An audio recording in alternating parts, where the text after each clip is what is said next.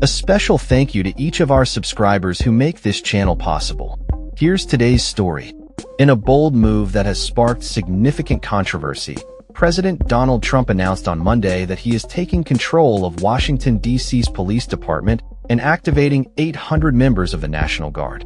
This decision comes as part of his administration's efforts to combat what he describes as a crime emergency in the nation's capital.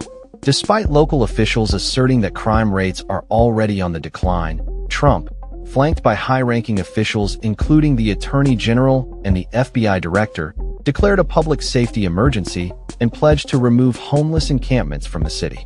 "We're going to take our capital back," Trump proclaimed, emphasizing his intention to address issues he perceives as contributing to crime, including homelessness and urban decay.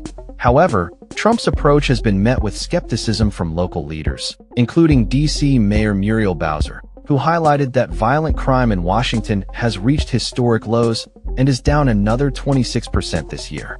Bowser criticized the president's depiction of the district as crime-ridden, asserting, "There is no crime emergency in the District of Columbia." Trump's aggressive law enforcement strategy reflects his tough-on-crime agenda, but he has not provided concrete solutions to address the root causes of homelessness or crime. In a controversial executive order, Trump invoked Section 740 of the District of Columbia Home Rule Act to justify his takeover of the police force, stating that rules and regulations are necessary to restore order in the city. The president's announcement has sparked protests outside the White House, with demonstrators voicing their opposition to his actions.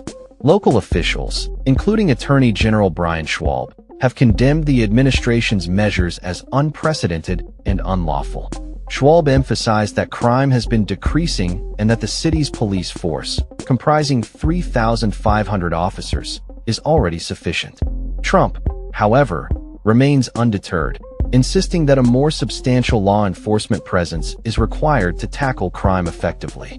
As part of his plan, approximately 500 federal law enforcement officers, including FBI agents and personnel from various agencies, will be deployed throughout Washington, D.C. to enhance security. Critics of the president's actions have raised concerns about the legality and effectiveness of using the National Guard to enforce local laws, with Mayor Bowser suggesting that funding for additional prosecutors and filling vacancies in the D.C. Superior Court would be more beneficial. The president's rhetoric has drawn comparisons to war-torn regions, which Bowser has labeled as hyperbolic and false. While Trump emphasizes the removal of the homeless population, the lack of clarity regarding their relocation raises significant questions. He stated, "The homeless have to move out immediately," without providing details on alternative accommodations.